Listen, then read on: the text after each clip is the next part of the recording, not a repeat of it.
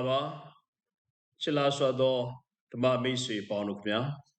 February Shiyeni Tanungri Nima Pashuare Irigili Jansa Robyama The King Tiroga Tenoha Gaba Mie Sapide Loga ye Limpide Subiro သူရဲ့နောက်လိုက်ဖြစ်တဲ့သူတွေဘယ်လိုပဲပုံရှင်သာနေထိုင်ရမလဲဆိုတော့ကိုတင်ကြားထားတာကျွန်တော်တွေ့ရပါတယ်။သင်တို့ဟာကဘာမြေရဲ့စားဖြစ်တဲ့စားဆိုတာအငံကင်းပြောက်သွားလို့ရှိရင်ဘာမှအသုံးမဝင်တော့ဘူး။အပြင်ကိုပြစ်ပလိုက်ပြီးတော့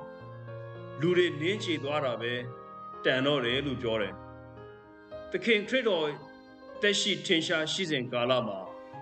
အငံတက်ရနိုင်တဲ့အရာတွေကကြောက်ခဲတွေလည်းပါတယ်အငံတက်တွေလည်းပါတယ်ပြီးတော့အခုလိုမျိုးဖြူပြီးထက်တာမဟုတ်ဘဲနဲ့အဲ့ဒီအငံတက်ပေးတဲ့အရာတွေကိုအဝတ်လေးနဲ့ထုတ်ပြီးတော့ခြိထားပေးတယ်အဲ့ဒီစားထုတ်ကိုဟင်းထဲမှာထည့်ပြီးမှွေရတယ်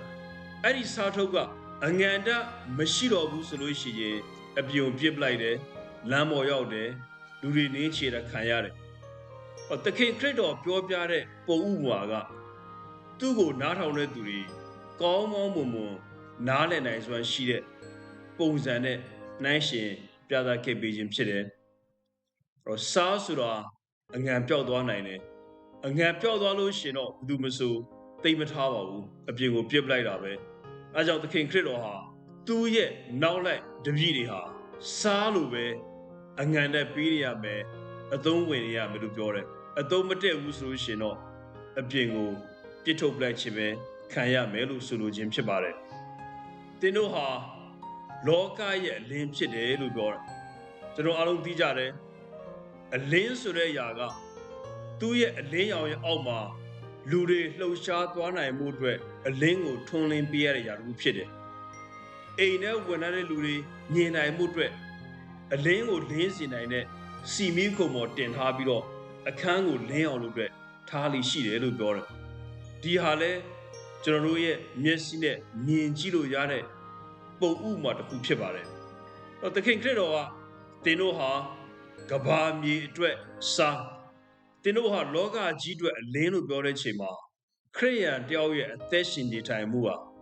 ငါနဲ့ဖျားနဲ့ပဲအစဉ်ပြောင်းနေုံနဲ့ပြီးသွားပြီလို့ဘလို့မှပြောလို့မရတဲ့အသက်တာတစ်ခုဖြစ်ပါတယ်။သင်ဟာခရစ်တော်ရဲ့နောက်လိုက်ဖြစ်သလားကဘာမြေကြီးအတွက်တစ်ခုခုတော့အကျိုးပြုပေးရမယ်။စားတပွင့်လိုပဲအငံတပေးနိုင်တဲ့စွမ်းရှိရမယ်။ခရစ်ယာန်တယောက်ရှိနေခြင်းကလူအတိုင်းဝိုင်းကိုတည်တာတဲ့အကျိုးသက်ရောက်မှုတော့ရှိရမယ်လို့သခင်ခရစ်တော်ကသူ့ရဲ့နောက်လိုက်တွေကိုဖိတ်ခေါ်ခြင်းဖြစ်တယ်။လူအတိုင်းဝိုင်းအတွက်အကျိုးရှိအောင်နေကြရမယ်လို့ပြောတဲ့ချိန်မှာစားလိုမျိုးအလင်းပေးတဲ့မိခွက်လိုမျိုးထားပါတော့ဖျောင်းနိုင်လိုမျိုးစားဆိုလို့ရှိရင်အငံတက်ကိုပေးနိုင်မှုအတွက်ကိုယ့်ကိုယ်အရေးဖြောခံပြီးတော့ဟင်းအိုးထဲမှာပျော်ဝင်သွားတယ်စားဆိုတာပျောက်ွယ်သွားတယ်အလင်းရောင်ပေးတဲ့ဖျောင်းနိုင်ကလည်းသူ့ကိုယ်သူလောင်ကျွမ်းခံတယ်အငွေ့ပြန်ခံတယ်အလင်းပေးနိုင်ဖို့အတွက်ကိုယ့်ကိုယ်အဆုံးရှုံးခံရတယ်ဆိုတဲ့အဓိပ္ပာယ်တွေအများကြီးပါနေပါတယ်အဲ့တော့သခင်ခရစ်တော်ကလောကရဲ့စားလို့လောကရဲ့အလင်းလို့လူတွေအလယ်မှာအကျိုးပြုကြပါလို့ပြောလိုက်တဲ့အချိန်မှာကျွန်တော်တို့ဟာကိုယ့်ကိုယ်စွန့်လို့ရတဲ့စွန့်စားရတဲ့တတ္တိတွေရှိဖို့အတွက်ဖိတ်ခေါ်ခြင်းဖြစ်တယ်ခရစ်ယာန်တယောက်ဟာကိုယ့်ရဲ့လုံခြုံမှုအတွက်ပဲကိုယ်အစဉ်ပြေဖို့အတွက်ပဲ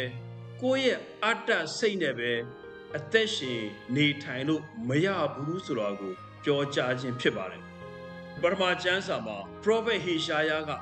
ဒီအကြောင်းကိုရှင်းရှင်းလင်းလင်းကွက်ကွက်ကွင်းကွင်းပြောပြထားပါတယ်မင်းတို့ဟာဖျားခင်ရဲ့ရှေ့မှာအလင်းတွေလိုထွန်းလွှင်းခြင်းသလားစစ်မှန်တဲ့ဖျားတရားကိုကျင့်ခြင်းသလားမင်းတို့လုပ်ရမယ့်အရာဘာလဲဆိုရှင်စာလောင်မွတ်သိသူကိုအစားအစာဝေမျှပေးလို့နေစရာမရှိသူများနှင့်စွန့်ပစ်ခံရသူတို့ကို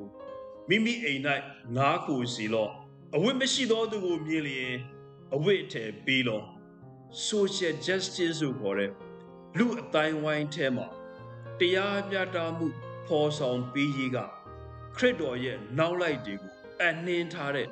တာဝန်တစ်ခုဖြစ်ပါတယ်အဲ့ဒီတာဝန်ကိုမျက်ကွယ်ပြုပြီးတော့ဘယ်သူမှကောင်းတဲ့ခရိယန်ကြောင့်မဖြစ်နိုင်ပါဘူးပရောဖက်ကဘာဆက်ပြောလဲဆိုရှင်သင်တို့သည်သင်တို့အလယ်မှဖိနှိပ်ခြင်းမဟုတ်မမှန်ဆွဆွဲခြင်းစိုးညစ်သောအပြောအဆိုများကိုဖယ်ရှားလျင်၎င်း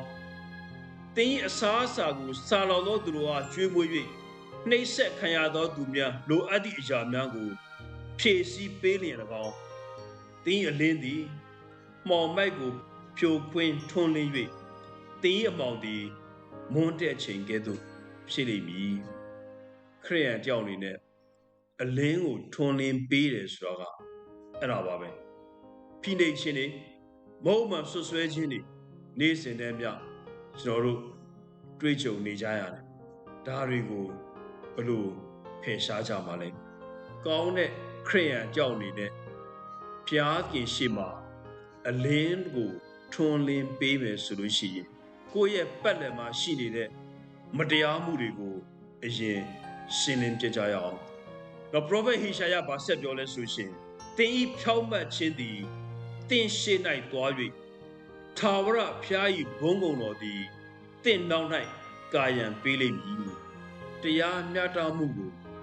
ရှာဖွေတဲ့ချိန်တရားမျှတမှုကိုလှုပ်ဆောင်တဲ့ချိန်မှာမှန်ပါတယ်အန္တရာယ်အများကြီးရှိတယ်စိန်ခေါ်မှုတွေအများကြီးရှိတယ်ဒါပေမဲ့ကြောက်စရာမလိုဘူးဘာဖြစ်လို့လဲဆိုလို့ရှိရင်ဖျားခင်က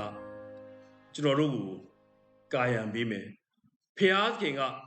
ကျွန်တော်တို့ဘက်ကနေမှဝန်းရံပေးလိမ့်မယ်အဲ့ဒါကြောင့်မလို့ကျွန်တော်တို့ဟာဘာကိုမှကြောက်စရာမလိုဘူးကိုယ့်ရဲ့အလင်းကိုရဲရဲရင့်ရင့်ကြီးထွန်းလင်းရဲဖို့လိုတယ်စားလိုပဲကိုယ့်ရဲ့ဘဝကိုအရေးပျော်ခံပြီးတော့ဟင်းအိုးထဲမှာဝင်သွားရဲဖို့လိုတယ်အရေးပျော်သွားပါစေလောင်ကျွမ်းသွားပါစေခရစ်တော်အတွက်ဘုရားသခင်အတွက်စာမြန်ဖြစ်အလင်းမြန်ဖြစ်တဲ့ဆက်လက်ပြီးရှင်သန်နေထိုင်ရဲဖို့လိုအပ်တဲ့ခွန်အားတက်တွေကြီးစွာတော်တွေဘုရားသခင်ထံမှာဆက်လက်တောင်းခံကြပါစို့ကျွန်တော်တို့အားလုံးကိုဘုရားသခင်ကောင်းကြီးပေးတော်မူပါစေ